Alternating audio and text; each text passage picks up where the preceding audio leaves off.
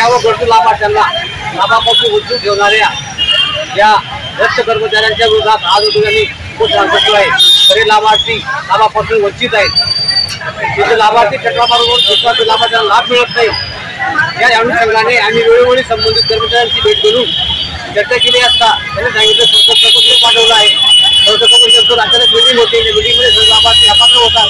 त्या मुलांना ज्या वयोवृद्ध ज्येष्ठांना मुलं नाही अशा लोकांचे नागरिकांचे ज्येष्ठांचे मुलांना मुलं दाखवून त्यांना अपात्र करतात। मुलं सक्षम म्हणून असं दाखवलं जातं आणि सदर प्रकरण हे अपात्र नामंजूर केलं जातं।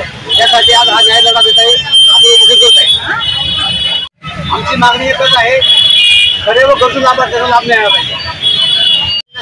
योजना असेल, योजना असेल, विधवा योजना असेल, अपंग असतील, अंध असतील, या लोकांना प्रत्येक नावाने धाप दाखवून प्रलंबित ठेवतात आणि खऱ्या लाभार्थ्यांना लाभ मिळत नाही। म्हणून माझी एकच मागणी आहे, खऱ्या व गरजू लाभार्थ्यांना न्याय मिळाला पाहिजे।